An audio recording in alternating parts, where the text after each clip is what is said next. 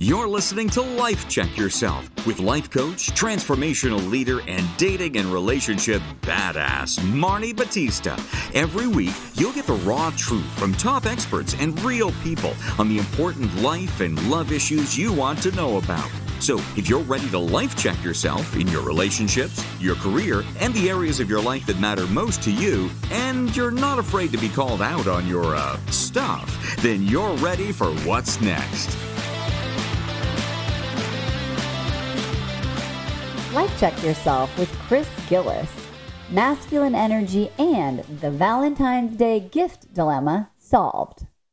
All right, we are back. We are telling you to life check your damn self here with my manalist extraordinaire, Christopher Gillis. The one. Welcome back. The only. Welcome back. We should, again, wish I had that welcome back Cotter.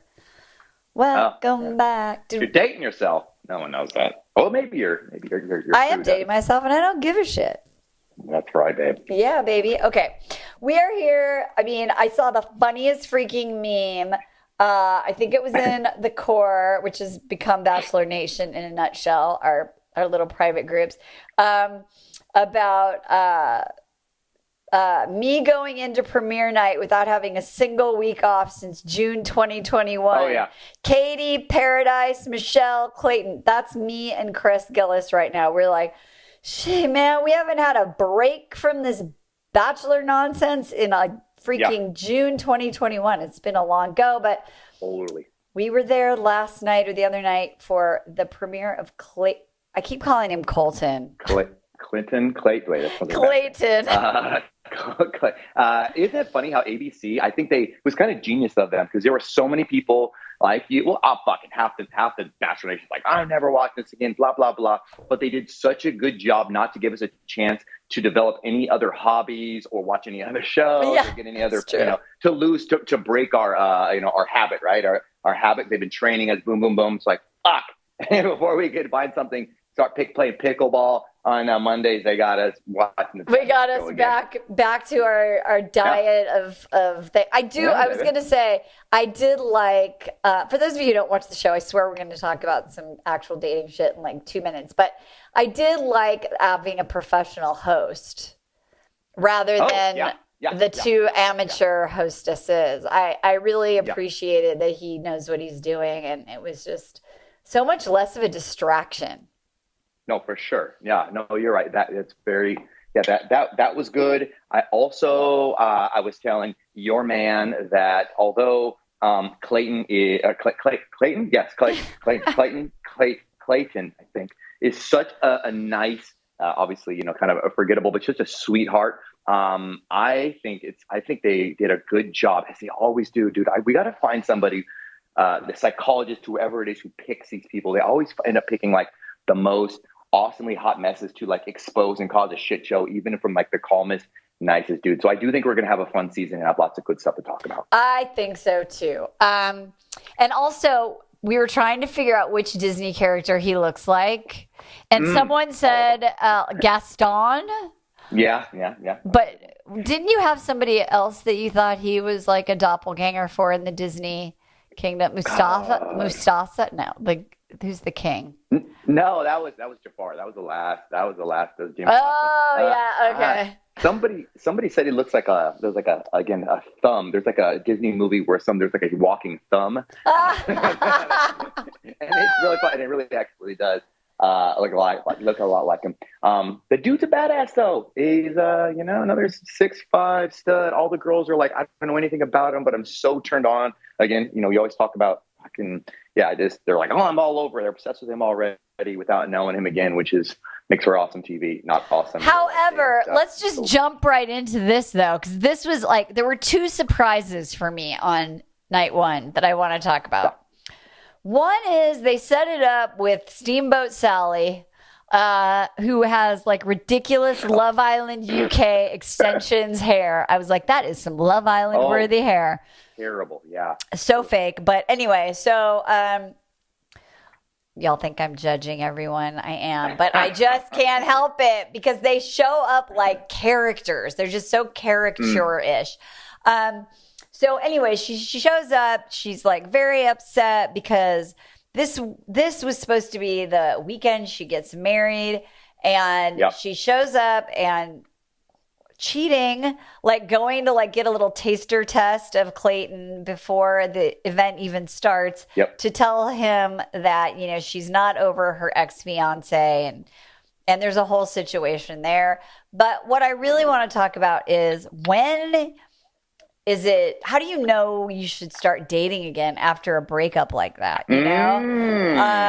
And you know, it's like, it's a great question. And I think what's interesting is you can put the bright, shiny object in front of yourself. A guy like Clayton, like super cute, like very nice. He's obviously into her. He even offers her the rose and all this kind of nonsense. But I was very impressed that she decided to remove herself from the game show because she said that she realized that she really is not over her ex and that she has no business dating.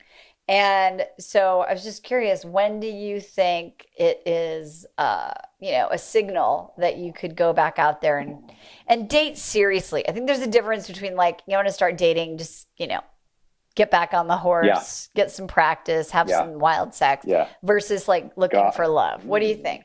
That's a great question. Hold on. I just need to say right now to get it out. Cause I wish I miss watching the show with you. Cause then I could like yell and scream and you'd be like fucking high-fiving me and be like, you're crazy or whatever. But like, I lost my shit when I hated when women do this, when she was like, oh, I don't know if I can do it. Shows up and you can tell she was like begging, like wanting him so bad. He went out and got the goddamn rose. I was livid when she's like, oh, I don't know, I need to think about it. I thought it was like, I don't know. It drove me nuts because it seemed like she was just so thirsty for that attention and just glowing to be like, oh, look at me, pay attention to me, tell me I'm the one. And the guy's the nicest guy ever, which is going to make for greatness because I'm sure we've all dated those guys. He's like one of those nice guys who can't say no, and that's a whole. Gosh, I'm sure we'll discuss that. Oh yeah, but the thing is that I think, and this is my so if I'm going to say like early concerns is like, well, he kissed 5 women on the first night. I think I'm a little afraid he's going to like anyone who likes him. Oh yeah, because I think he feels very nervous and insecure. This guy got 8 minutes of screen time. We learned last night that this show is being filmed less than 8 weeks after he is on another season. So I can imagine it's been a whirlwind. And, you know, he's like got a lot of shit online. So he kind of has to prove himself. Totally. So I hope that he's not, she likes me. I like her. But I was just like, first of all, let's just talk about the show for a second. Like I saw some memes on Twitter about like, where'd bitch get a phone? Like I saw a guy who was like, I've been on this show 5 times. I don't know how she got a phone. Yeah, I saw that. That was what's his name? Katie Thurston's ex guy. Yeah. Like, what? How did you get a phone? Crazy. It was insane. But anyway, so I was impressed though that, you know, she says, I'm not over you. I'm not over my ex. And I think that if you are still longing or remembering or having nostalgia or having tears or replaying events in your mind, like you were talking about tracing where you possibly got COVID. You're like, when you're replaying it in your mind, you're like, was it this? Should I have done that? You know, I think that you're not ready to be in a serious relationship. For sure. I give her credit for, being able to like know that she wasn't ready for that and for disqualifying herself. Any other signs that you can think of that, you know, you're not over your ex yet? For sure. And by the way, P.S. I think you're being sweetly naive. I think that she's going to make a reappearance. I totally do. I totally do. Okay. I also do. Okay, so so we're all winking, giving. Okay, this is I'm like, I think we're giving her credit for. Yeah, no, I think she's definitely coming back because otherwise, why did they focus on her? We got a little bio, moment where we saw her like. She's had more screen time so far than Clayton had the whole time he was on The Bachelorette. So. It was impressive. It was impressive. So anyway, great question. And I think it's going to be back, because unless the producers of Bachelor are trying to give us some good content to talk about on this podcast, which I doubt, I think it's going to be more poor decisions. But so I always this is a fantastic question. I think when I think we know, or I like, because personally, like I've known, like when I'm healed, when things no longer trigger me anymore, like I'm not either angry at them. And God, I used to do this all the time. I used to like, go from girlfriend to girlfriend, and I would spend like the first 6 months of the new girlfriend talking about, I'm like the old girlfriend to the new girlfriend. Used to drive me crazy. She's like, God damn, you talk about that girl a lot. And it's like, no, I was still, I hadn't been over it. And I was swinging from, from limb to limb, like Tarzan through the forest, just grabbing one and not completely letting go and putting my feet on the ground to heal. So I think that's a great sign when like, man, it still pisses you off for good. Obviously, yeah. And if you are thinking, or if you're noticing like only the good memories, or if you're feeling really sad or whatnot about it, are some good signs. If you're driving by his house. Well, definitely that. Here's the other thing. I think when I was single and I was dating, if a guy would start talking about his ex and he would get passionate about it, like really angry, or really like just even if like she was such a bitch, or talking about his ex, or his ex, like he got heated, I would be like, wow, this person's definitely says they're over it, but they're not. Also great. I think that applies to another thing we see in real life in dating, is that if the man, we don't have issues with our ex, we oftentimes have issues and talk very passionately about our moms, which is something else that a lot of us have been guilty of, myself included. And, if we're talking mad shit about anybody, any significant women in our life, I think it's a huge red flag to explore. But so let me kick this back to you then. How would you explore if you were, you're going on a date and, your man starts, the guy you're dating is like just talking a lot of shit, either about his ex or his mom, to figure out like, ooh, is this wound still healing? Is this guy ready for me? Well, I mean, I would notice it, and then I would be, my mantra is go on 3 dates, collect data, have fun. If it was starting to like be a pink flag, I would just kind of ask some clarifying questions like, what did you learn from your last relationship? How often do you see her? Like it sounds like if you'd say, you can also do this move, you can be empathetic. But also it will allow someone else to continue talking if they want. So you could say like, wow, it sounds like you're still really pissed. And if they go, well, yeah, blah, blah, you know what else? Instead of going, well, I am. And also, they can like talk about what they're upset about or what they learned from it. Like, so I think using the empathy, and seeing how they kind of go on from there would be a good way to see if they can close the gap themselves. Because sometimes, we just get on a loop and we forget. I think for a lot of women, like, if you're feminine and you ask a question like that, and the guy will just start talking and he'll forget like he's on a date, so you're like, oh, yeah. So you're like, so it sounds like you're really mad, and then see if he can like, pull his head out of his ass and put a bow on it and close it up. Okay, we have to talk about this too. Oh, go ahead. Finish your thought. I love that. I was saying, I love that. And I think what you said, the takeaway here is you said passionate. And that can be either for positive or negative. If someone's just really animated going on about things. And I think I'm going to say a caveat, but also just to add to it is, for example, though, but if you're with the person down the road, and then I think it's okay. I don't know if Jeremy does this ever. If he's like, God damn, you know what I love about you is like your, appreciation for X, Y, Z. And, maybe his ex didn't have that. And I do that sometimes. And I'm just like outwardly speaking, because I know it's kind of fun to, gas my woman up and let her know how rad she is and how much she's a little better than the other version. My lady's pretty competitive, and to know, and also just, to give props to her, for being so special and just a reminder what a great match we are. But I think the good takeaway is I'm not saying it when I'm saying it. I'm not saying it. There's no anger or spite. It really is like a relief, like, holy moly. Matter of fact, I was just, at the gym today texting my friend about that, about how much our exes have set up when you're dating the right women, the right exes, it could get us closer and closer, like a metal detector, as I told them, to really finding. We start hearing those chirps on the metal detector, to really finding that pot of gold that we want. Oh, sounds like you and Dr. Emily are in a really nice space right now. We are. I love that. That's so cute. Okay, let's talk about this. So there's a character on this show named Claire who was there for 5 minutes. And before she even makes the move, they go on this like fake setup date, and it's a tailgating party. And, it's like they're playing cornhole and they're eating wings and barbecue sauce. And she's wearing a really gorgeous sequiny dress, and she's a pretty woman. And she walks in, she's like playing cornhole. And I said to the people that I was watching it with, I was like, wow, that's another dude in a dress.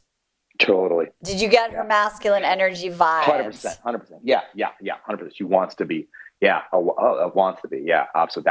That was the avatar she was putting out. And then, of course, a few minutes later, we realized she does have feelings, and she is sensitive, and she is a feminine woman and emotional by her actions and words. Wait, no, but I'm talking about the girl who's like, he's not my person. Like Yes, babe. That's what I'm saying. Yeah. Oh, well, yeah. I mean, I'm agreeing with you. Yeah. And also like right away, talk about chemistry killer. He's like being flirty about like, about the game. And she was like, no, I won. God, you're right, Marni. I didn't even catch that. You're right. That was the moment. That was the kill right there. They're playing a game. It's like playful and fun. He's like, oh, I think I beat you. She's like, no, I won. And he's like, okay. And then that was just, it was done. Yeah, she was like trying to squash him in a way, and not like you said. Instead of the game. Games are, it's something delicate. Like I said, I don't know how. Yeah, you're different, Marni. You're fun to play games with, but like me and my lady and the ladies I've dated in the past, like I'm probably like an asshole, but I've noticed that. Yeah, it can. I'm very competitive, too competitive, and it can get nasty like that. But yeah, it turned nasty instead of playful. Like, yes, that wouldn't have been a good relationship, even if it would have worked out. And I felt like, yeah, you're right. How did she miss that opportunity? She's in a fucking sequence dress, and she's like talking shit to him like a bro, and like trying to like put him down in like a not funny, clever, cute way. And I didn't dig that. You're right. Yeah. So I think if you're going on a date and it's the whole thing, like I always say, a guy doesn't want to kiss a dude in a dress. Like it's looking at that, are you competitive? Do you need to win? Do you need to be smarter? I think women do that on dates all the time. There's our famous, our old man panelist, Christian Anderson, liked to tell the story about how he went on a date with a sommelier, and he was trying to like impress her and order some wine. She was like, wait. I'm a foodie. I'm a wine person. Let me handle this. And he was just sort of like, okay, never mind. And so I set him up with that date. That's my good friend. It's like my best gal pal I set him up with. So. And he was just like, and it was such a bummer because she was so pretty and so great, but she just totally like twisted his balls. She is. I told her to see you a couple times, matter of fact, and she's like keeps on doing her same bullshit thing over and over again. And that was a long time ago, so I hope totally. But this is a really good topic to bring up because it is fun, guys. We do that. It's fun to play skee ball with your partner, or like cornhole, or what's the Jeremy and I started playing pool. Pool, 100% pool. It's a little hockey one, a foosball, right? And it's fun. But yeah, and you're also right that it's not, you don't want to. We're not telling the ladies who are listening like, oh, lay down and let them just destroy you or whatever. Like, oh, woe is me. Like that's not fun. It's fun to talk a little smack and whatever. But yeah, you're right. The way that smack talk, like it's in a flirtatious way versus like you're an NFL player like trying to fucking score a touchdown on him. And win your contract and make him feel like shit and get in his head, which is the way that chick did, which was consistent, of course, throughout the rest of the way that she acted. So then she's like, she goes back to her let's call them friends, the other women in the room, and she's like, man, I would crush that guy, and she knows she's like a ball breaker. She's like, he's too nice for me. Like I need a guy with an edge. And I think so many women, we talk about this all the time on our campus, like the nice guy is there and I don't know if Clayton's a nice guy, we don't know yet, but like the nice guy's there, he's being really nice to you, and it like feels so uncomfortable. Like you want to be with someone who's like not kind or more aggressive or whatever you think alpha is, which is so crazy because he's a big alpha looking dude. He's a 6'5" football player. Yeah, exactly. For a minute. How much more alpha? He's 6'5". How much more alpha do you want? Yeah, she's like, I would crush him. And so I just think that is such a mistake that so many women make. You're like, he's not strong enough. He's not assertive enough. But like, maybe, do you need that? Because you don't need two people like that in the relationship. And it's absolutely in the beginning. It's got to be. It is fun. Like I am like a better person, and I would enjoy like a close cornhole match and some shit talking, but kind. I think she really revealed and pulled back the curtains of how she really feels about herself. Because when you're truly an alpha, you lift people up. You want them to do good. You want them to get better at tennis. You don't want to destroy them. You want them to make that tough shot. Because that's what leaders do. And she was coming from actually, I think, a place of weakness with the way that she was handling it all. And it was a total turn off and by her end. And I think when she was, and this is also like, trusting your judgment. She comes back, or trusting your gut, and they're like, how did it go? She's like, that was awkward. It went really poorly. And so I think she knew the moment where he was like, wah, wah, wah, wah, it changed. And then what I think you said is so brilliant. Like, and then she convinces herself, like, I'm going to reject him before he rejects me. And I think a lot of our listeners do that too. They're like, oh, he's out of my league, or some other sort of imagined reason why you make him wrong.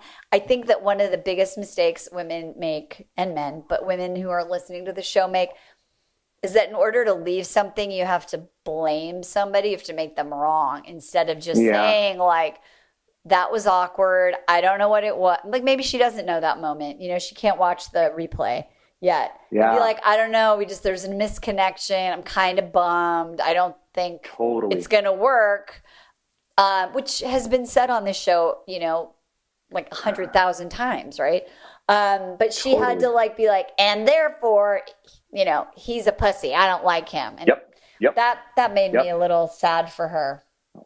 For sure. And I've done so many man panels for you, and I see that same equation where woman is really hangs her hat on something she's really good at. Maybe it's business, maybe it's maybe it's being a doctor, maybe it's being good at cornhole, whatever it is really, really good at it. And that's like her sense of pride. And it's so, like you mentioned earlier, it's encouraged to be strong and be powerful, like something that she's really, really strong at, right? And then I've been on man panel, I get these things, I'm like, oh, my forehead ends up bleeding because I'm slapping it so many times by the ladies who are like, oh, he doesn't. I think I can't date him because he doesn't make enough money, or he doesn't work out hard enough, or whatever. Like always some like thing that she's super intense on and really hangs her ego, and it's become a socially acceptable bullshit excuse of why, like you said, like why they're wrong and she's right. And then, rinse, wash, repeat. And then she's doing the same thing over and over again. And she, goes to the same circle of friends. And he's like, yeah, he's a big pussy. He chooses wings over flats on his, when he's eating his chicken wings, and he can't beat him cornhole. And oh, God, wherever she's at, giving her you can do better than that, girl. You're just too good for these guys. Exactly. Like to what end you stop and you say, hold on. What really matters. Really, right? Yeah, what really matters. And I do think it's really interesting. Like, what I'm kind of curious about this season is I was impressed. There's a lot of professional women on this season. Yeah. Doctors, ICU nurses. That's the problem with COVID, babe. All the nurses are auditioning for it. Yeah, they can't date, so they have to go on a shortage. Yeah, they're all on the Bachelor. But I think there's a lot of professional women. And it was funny, like even in the intros, when they were like, there was a real estate, someone who's real estate, someone who works in like wealth management, and there was kind of saying like, I have everything going in my life except this, which is like what our listeners and our clients say. So I will be really interested to see if those successful, strong women can step into their femininity and be vulnerable, which is not being dramatic, right?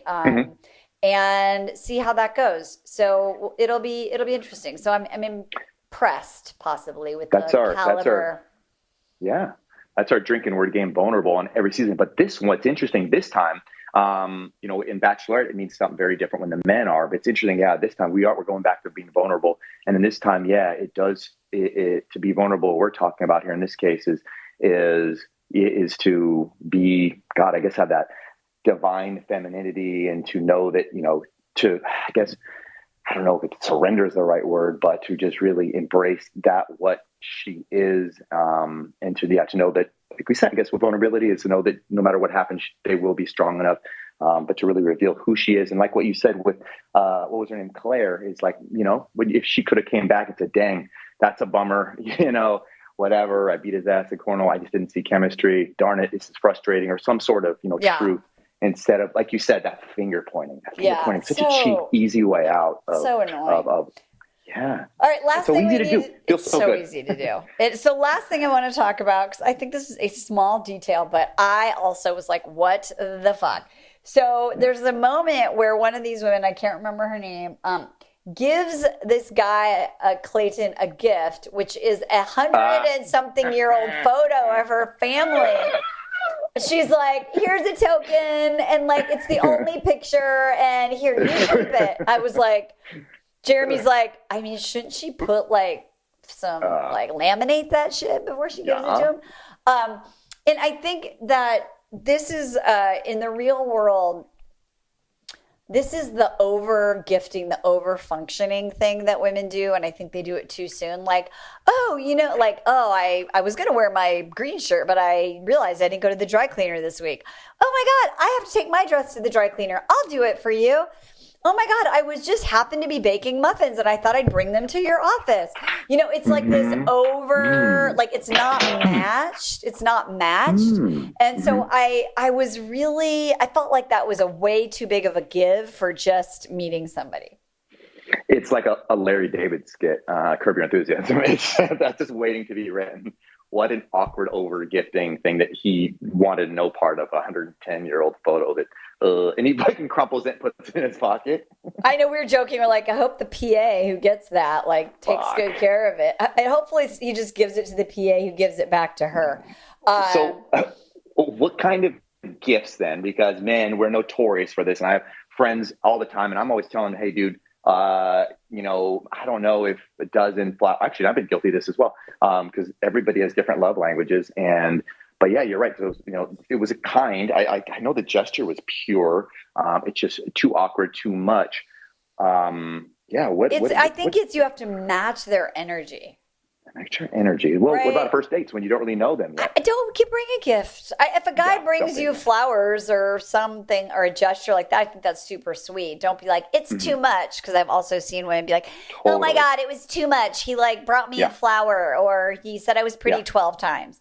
And so I think it's like, you want to match their energy. So if like Valentine's Day is coming soon for those of you who are listening live, right? Like, so let's say, it's the middle of January and you've been dating a guy 3 or 4 weeks. Like, what do you do for Valentine's Day? It's like, well, like if you're at the beginning, maybe you give a card, but you don't buy him like, a $250 shirt, you don't go on eBay and buy the like one of a kind, shoe that just dropped, like you have to kind of play it by where you are in the relationship. And I think also you can even have a conversation about it. Like, hey, I know we've only dated a few weeks. Valentine's Day is coming up. Like, how, let's just keep it casual. I just want you to know, like, I really like you. And also we've just started dating. So I just want you to know, like, I don't have any expectations about something big. But what do you think we should do? Or do you not want to do anything? Like, have the conversation. I don't know. Oh, you're so good at that. You are so good at that. I was like, what do you do then? I'm like, so dumb. I didn't even think about having that conversation. And that's, one of your superpowers to do. But yeah, it is. I guess it just would seem I guess if you really like somebody, but you're right though. No, it is about just being vulnerable again, right? And having that combo and letting them, hey, I know it's coming up, and setting that expectation. So one of them doesn't show up with, like you said, a dozen roses, the brand new Jordans that just dropped, and she's like giving you gifts, and you're like, I didn't want to be the awkward one. Huh. Yeah, so like I think like ladies, like if you're listening to this live, like if he doesn't ask you about Valentine's Day and there's like it's like February 7th, I would just have, and I'm talking if like you've gone on a couple dates or one date a week, or it's kind of new. Okay. I would just say like, hey, I know, haha, like men's favorite holiday, Valentine's Day. Like we just started dating. Like, what do you want to do? Or we can do nothing. But I'm curious. I just want to have an open conversation. Or if you're like, hey, and this happened to me and Jeremy when we were first together. I was like, okay, so I'm really big into Hallmark holidays. Like Valentine's Day is a big thing. I'm going to get you a gift. Because we've been dating like 8 months or 7 months or whatever. Just right. So I think that that's a great conversation to have, and it's only awkward if you believe it's awkward. It's really just about practicing having open, honest conversation with someone that you're dating. I love it, and I as well will practice doing more of that. It's so hard after all these years to be that, to be vulnerable and to put yourself out there. But yeah, you're right. It's so powerful, and it never goes as bad as we imagine, right? As soon as you're like, God damn, why was I stressed out about that? It was so easy to just have and also I think you have to, like, I've been training my man for like 12 years around gifts because it's not his natural thing. And for Christmas, he gave me like such an amazing, beautiful necklace, really meaningful, very thoughtful. And it really took like years and years of him understanding like that I feel and experience being special by, little gestures like that. And so if your guy doesn't get it right the first time, don't be like, he's obviously an idiot. No, like he just needs to know, because everybody has their own experience of these Hallmark holidays. So if it's a thing for you and you're dating someone, just have a conversation, because set a guy up to win, not to fail. I also love that you pointed out, you made the distinction that gifts don't always have to be something tangible. You said it could be mentioned, telling you, that you look beautiful, complimenting you on your food, whatever it is like that. And some people are comfortable. We're all wired differently, and we've all read the 4 love languages. And of course, it's so easy for us to cook up whatever love languages we like, and it takes years of training, in your case 7, to get your bloke to realize 12. This is what I call good. 12. Yeah, absolutely. To get them to that place to realize, it's breaking new ground and opening them up to see that. And I guess it goes back to being vulnerable again and having that conversation, not just for Valentine's Day, but to, hey, you know what, if you don't have, if it's not true, don't say it. But if if you're thinking that I look smoking hot today or sexy, I would make you feel like Cloud9, and, to give them the chance, like we always say, to be your hero, because we do love that. Set us up for a win by, putting that ball right at the rim so we can just dunk it away as well. Dunk it in. I love that. Well, I'm excited about this season. I can't believe I'm saying that. I'm just so happy. Honestly, I'm so happy that Jesse, whatever the fuck his name is the host. Palmer. Jesse Palmer. Literally, like, my shoulders relaxed, like, just right when he came out, because I realized that I have, how like when you see a comedian, but like it's open mic night and they come out and you just have this tension in your body, like, please don't fuck it up, like, be funny. The worst. I was holding, every time that show would be on, I would hold it in my body of like, oh, they're so bad at this. And so just having a professional. It's like going to the doctor and being like, oh, like, you have 8 million certificates on your wall and you're not 12 years old. Like, what you're doing. So praise the universe who picked dear Jesse Palmer to be the host. He made me feel safe. And also, he's a handsome guy. Am I right? He's okay. He's enough, Okay. He's enough. He's got the vagina. He's basically like the vagina hands. He's like mastered all the, like, he said, what are vagina hands? I haven't heard this. You've never heard that? Well, if you watch hosts, if you watch a host, watch Ryan Seacrest, Any of these guys, they hold their hands like in a V, their thumbs touching, and then it's like making a little triangle with your hands.